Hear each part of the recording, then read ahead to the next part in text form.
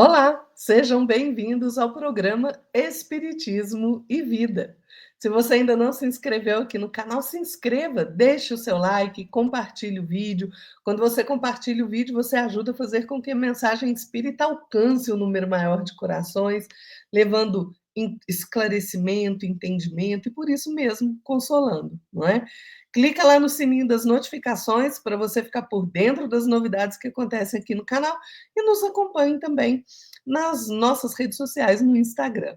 E hoje, aqui no Espiritismo e Vida, nós vamos tocar num assunto interessante, né? A gente precisa se convencer de algumas coisas, mas importante demais é converter-se.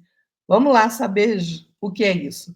Sempre, claro, pedindo a inspiração de nosso Senhor Jesus Cristo para as nossas reflexões, para que sejam boas reflexões, claras, né? E que a gente consiga levar aí um pouquinho do que a gente entende aí da mensagem espírita e das lições do Evangelho, não é? Então vamos lá, vamos saber o que é isso, né? Vejam, Emmanuel nos diz, no livro Perante Jesus, que muito fácil convencer-se alguém da verdade do Senhor, transformando a vida dos companheiros. Muito difícil, porém, converter-se ao Senhor da verdade, renovando a própria vida. Emmanuel está coberto de razão. Porque o que é convencer? Convencer é você aceitar ou fazer alguém aceitar uma ideia ou admitir um fato, né, por meio de razões ou argumentos bem fundados. Converter é diferente, é mudar, é modificar, é transformar. Então, vejam, a conversão do homem não é tão fácil quanto alguns pensam, não. Tem gente que afirma de forma muito apressada: ah, sou convertido. Porque muitos dizem, eu creio, mas poucos podem declarar, estou transformado. Pois é. Isso me lembra uma passagem que está lá em Lucas, palavras de Jesus. E tu, quando te converteres, confirma teus irmãos. Essas palavras de Jesus, gente, foram ditas a Simão Pedro, e elas são muito simbólicas, né? Jesus falou isto, proferiu essas palavras na véspera do Calvário, né? Naquela hora grave da última reunião com os discípulos. Ele recomendava a Simão Pedro, né, o pescador de Cafarnaum, que ele confirmasse os irmãos na fé quando se convertesse. Pedro sempre foi o mais ativo companheiro de apostolado de Jesus, né? Durante 3 anos sucessivos, Simão Pedro presenciou ali os acontecimentos assombrosos, né? Ele viu leprosos serem limpos, cegos que voltavam a ver, loucos que recuperavam a razão, né? Ele se deslumbrou ali com a visão do Messias transfigurado no Tabor, né? Ele assistiu à saída de Lázaro da escuridão do sepulcro e, no entanto, ele ainda não estava convertido. Não. Simão Pedro precisou de trabalhos imensos, dos sacrifícios pessoais, das lutas enormes consigo mesmo, para que ele pudesse converter-se realmente ao Evangelho e dar testemunho do Cristo aos seus irmãos. O homem, quando ele só está convencido, ele pode construir coisas maravilhosas, né? Ele constrói aí templos para o culto religioso, né? Mas ele pode morrer desabrigado. Pois é. Ele pode orientar aí o combate aos inimigos da humanidade e pode, no entanto, permanecer possuído ali por terríveis adversários que estão nele mesmo. Ele pode distribuir benefícios incontáveis, né? Distribuir coisas materiais, remédios, alimentos, agasalho. E mesmo assim, no fim da sua experiência terrestre, naquele momento, né, do desenlace do corpo físico, ele pode estar ali numa fome angustiosa de sentimentos, né, do coração. Ele pode mesmo, quando ele está convencido, né, acender aí lâmpadas pelo caminho e ele pode se entregar à morte na escuridão. Quando o homem está convencido, ele recebe prodigiosos dons do céu. E ele pode estender esses dons aos semelhantes. E ele mesmo, porque ele não se converteu, ele pode ficar ali persistindo na cegueira, no campo íntimo. Pois é. Todavia, gente, o homem somente convencido, ele derruba sem construir, ele critica sem cooperar, ele discute sem esclarecer, ele exige de todos alguma coisa sem auxiliar ninguém. Ele hostiliza aquele bem provável que se pode fazer sem edificar o bem positivo. Então vejam, quantas vezes a gente vê pessoas assim, não é? Você está ali na sua casa espírita, por exemplo, está fazendo uma reunião ali para ver como pode melhorar o serviço de assistência social, aí tem um ali que está sempre criticando, mas não tem uma postura de cooperação, não é? Isso se estende para a nossa casa, para o nosso trabalho.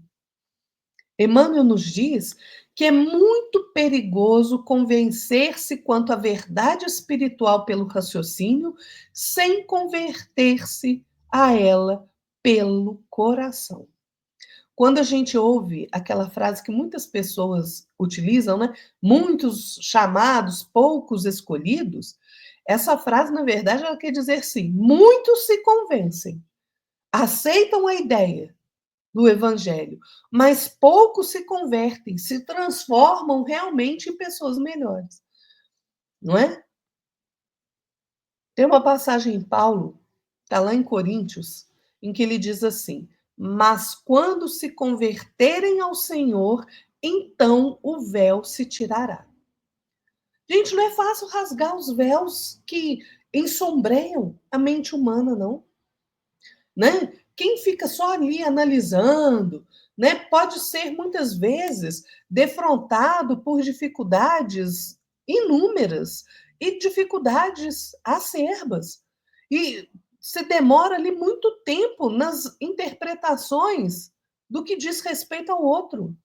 Né? Quem somente se convence pode, às vezes, tender ali aquele dogmatismo, né? Que é você acreditar em alguma coisa pela imposição, de forma submissa, sem questionar a veracidade. A gente está vendo isso aí hoje todo o tempo.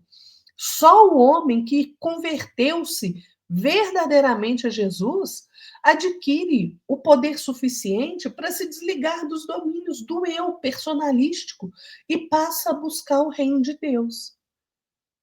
Só assim ele é instrumento capaz de atender com eficiência, né, no divino trabalho da redenção humana. Porque ele descobre o júbilo de servir, né? Ele se descobre ali com o entendimento da evolução, da eternidade.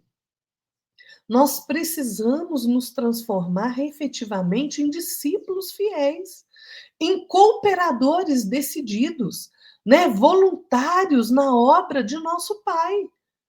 Quando a gente consegue unir o raciocínio ao sentimento, essa nuvem, esse nevoeiro aí de negação, de incerteza, de dúvida acaba, né? A gente se coloca naquela posição de que Deus determina e nós obedecemos. Gente, não é porque a gente se maravilha com as revelações espirituais que a gente vai estar convertido, não. Que a gente vai estar transformado para Jesus, não.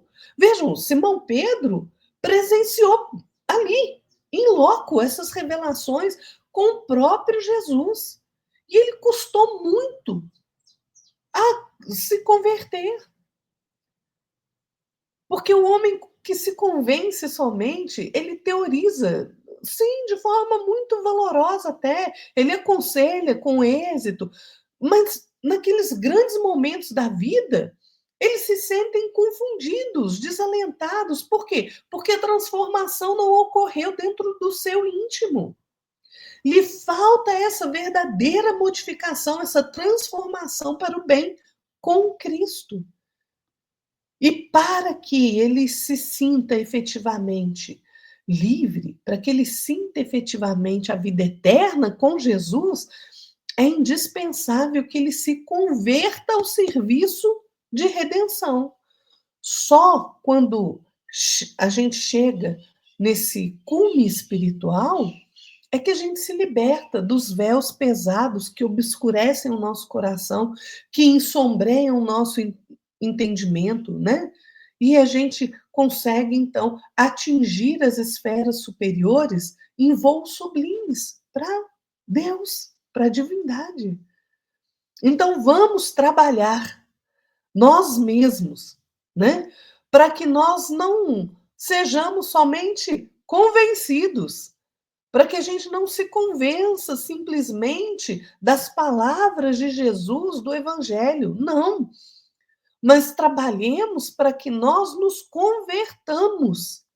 Porque só na condição de convertido, de transformado pela vivência do Evangelho de nosso Senhor Jesus Cristo, é que nós estaremos habilitados para dar o nosso testemunho.